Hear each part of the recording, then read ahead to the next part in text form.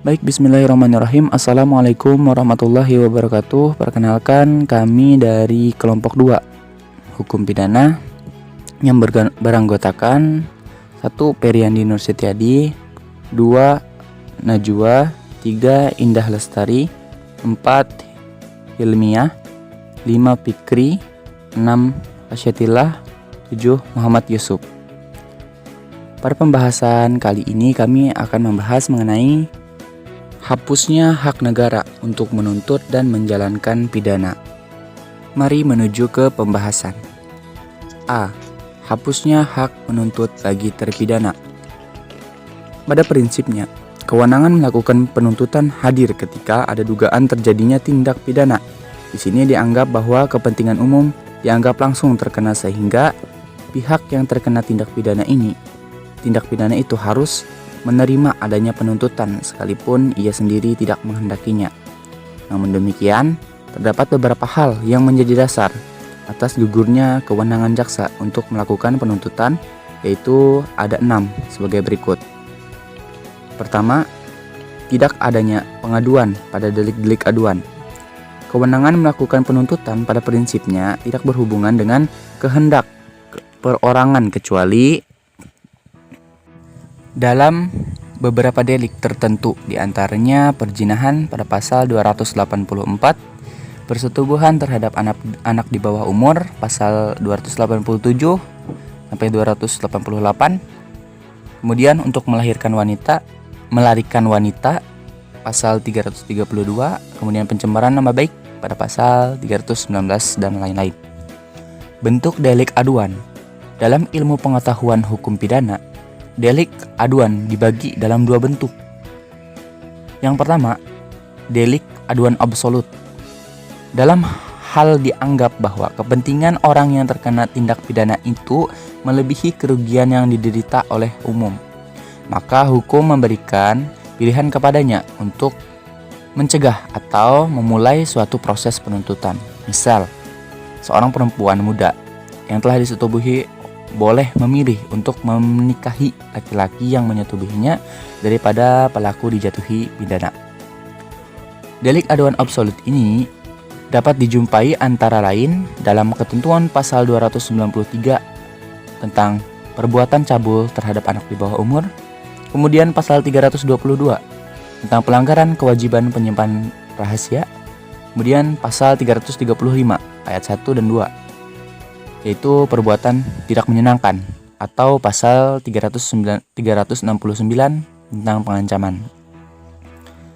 Kemudian yang kedua, itu ada delik aduan relatif. Karakter delik aduan ini tidak terletak pada sifat kejahatan yang dilakukan, melainkan pada hubungan antara pelaku atau pembantu dan korban, baik hubungan karena keturunan atau dalam hal hubungan perkawinan. Dalam hal relasi antara sifat keperdataan yang lahir dari hubungan tersebut dapat menjadi alasan dalam mencegah terjadinya penuntutan. Kebanyakan delik-delik ini terkait dengan delik di bidang harta benda, yaitu pada pasal 367 KUH Pidana. Yang kedua, nebis in idem, pasal 76. Arti sebenarnya dari nebis in idem ialah tidak atau jangan 2 kali yang sama.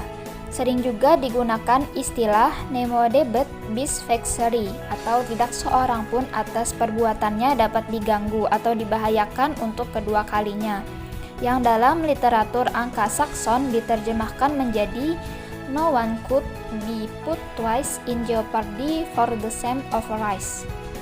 Dasar pikiran atau rasio dari asas ini ialah yang pertama, yaitu untuk menjaga martabat pengadilan, yaitu untuk tidak memerosotkan kewibawaan negara, dan yang kedua yaitu untuk rasa kepastian bagi terdakwa yang telah mendapat keputusan.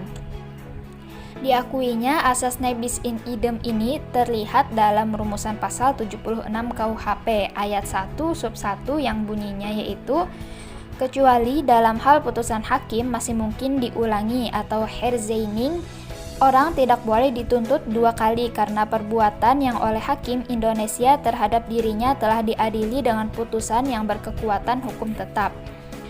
Contoh kasusnya yaitu misalnya orang yang sedang mabuk di tempat umum, yang mana itu mengganggu ketenteraman umum, yang juga dia telah memukul dada dan menendang kaki seorang anggota polisi yang sedang menjalankan tugasnya.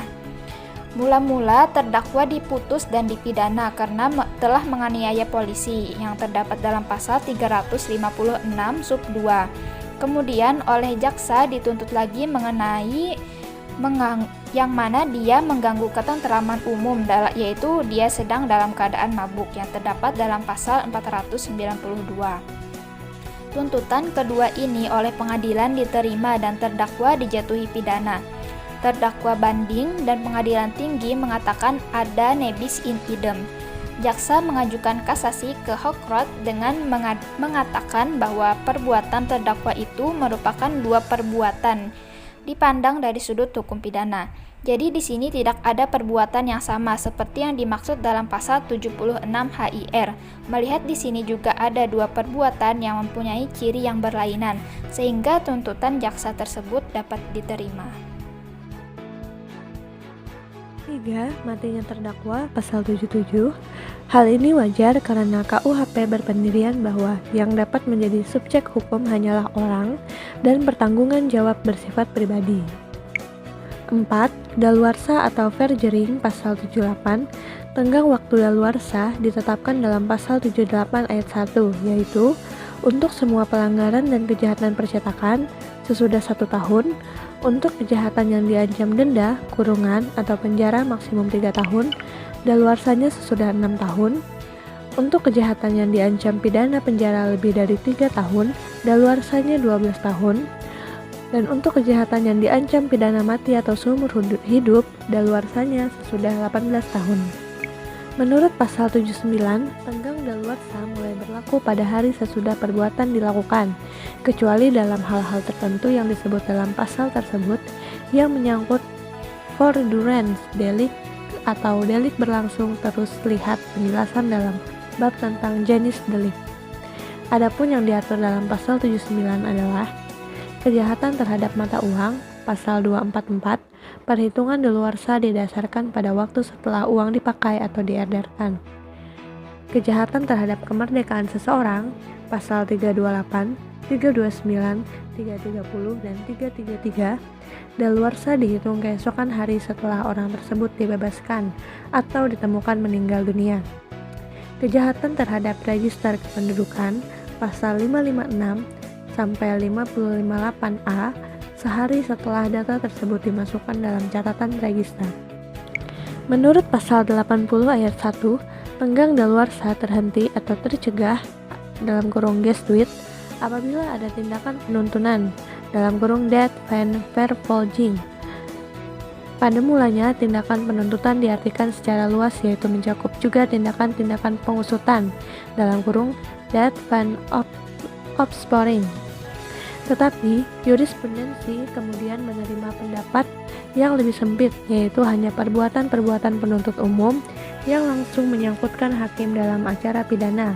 Misal, menyerahkan perkara ke sidang atau mendakwa, mengadukan tuduhan, memohon revisi. Jadi, tindakan pengusutan tidak lagi dianggap termasuk tindakan penuntutan. Adapun menurut pasal 80 ayat 2, sesudah terjadinya pencegahan atau stewarding, mulai berjalan tenggang daluarsa yang baru.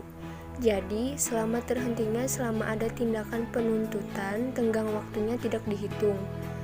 Kemudian, menurut pasal 81 ayat 1, tenggang daluarsa penuntutan tertunda atau tertangguhkan atau gestures apabila ada perselisihan prejudisial, yaitu perselisihan yang menurut hukum perdata yang terlebih dahulu harus diselesaikan sebelum acara pidana dapat diteruskan.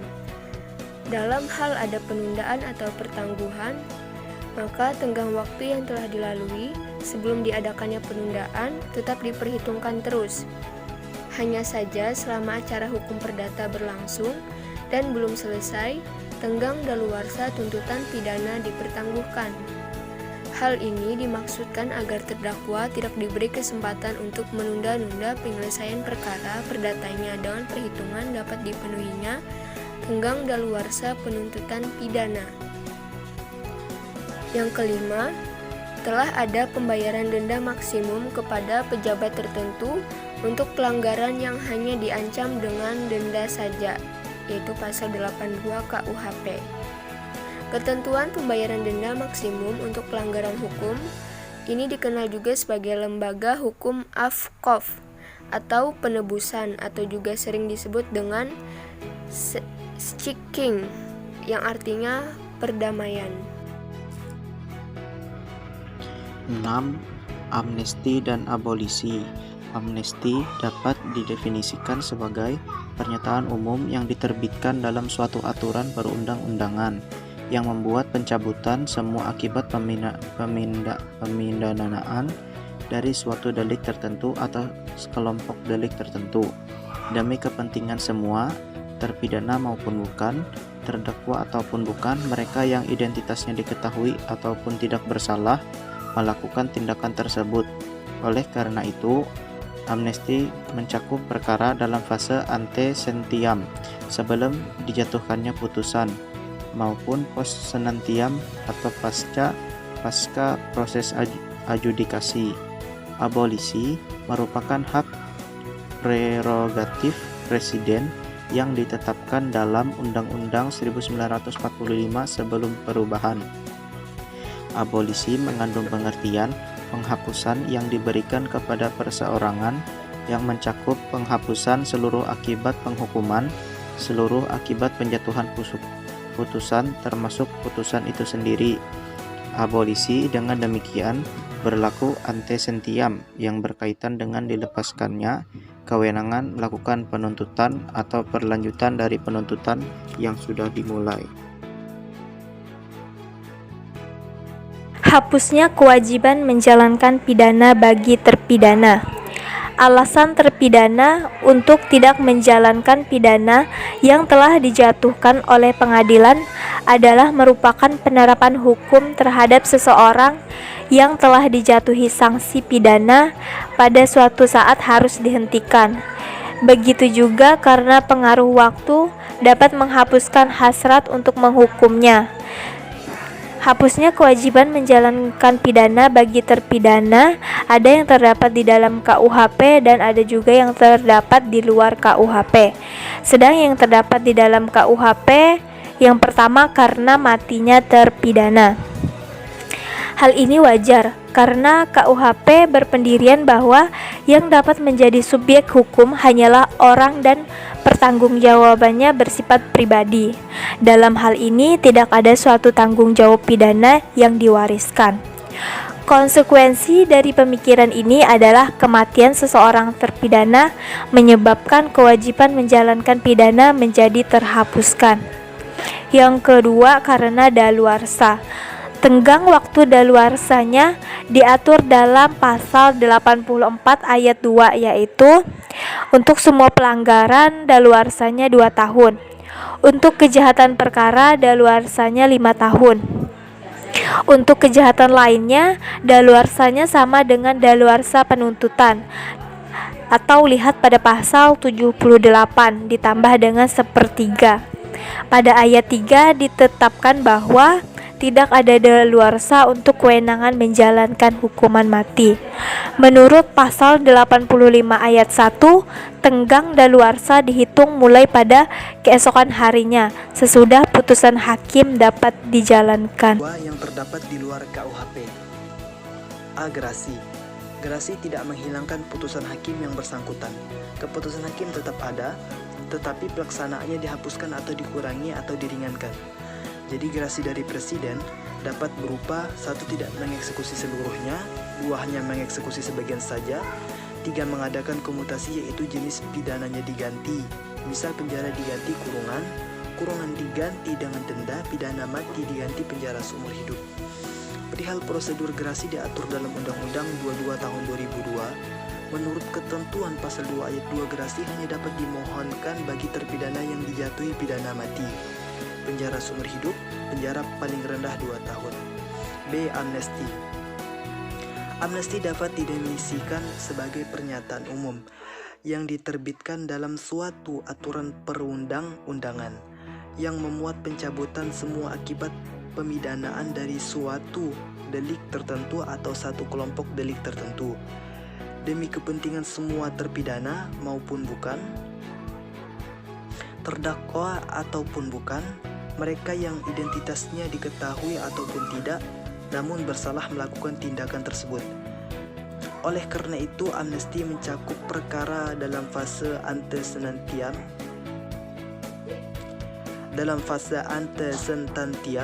sebelum dijatuhkannya putusan maupun post sentantiam pasca proses adjudikasi. Dalam praktek, amnesti diberikan karena alasan politik. C. Abolisi. Seperti halnya gerasi dan amnesti, abolisi merupakan hak prerogatif presiden yang ditetapkan dalam UUD 1945 sebelum perubahan. Abolisi mengandung pengertian penghapusan yang diberikan kepada perseorangan yang mencakup penghapusan seluruh akibat penghukuman, seluruh akibat penjatuhan putusan, termasuk putusan itu sendiri. Abolisi dengan demikian berlaku antesentiam yang berkaitan dengan dilepaskannya kewenangan melakukan penuntutan atau pelanjutan dari penuntutan yang sudah dimulai. Demikian video kami pada hari ini. Apabila ada kesalahan mohon dimaafkan. Terima kasih. Assalamualaikum warahmatullahi wabarakatuh.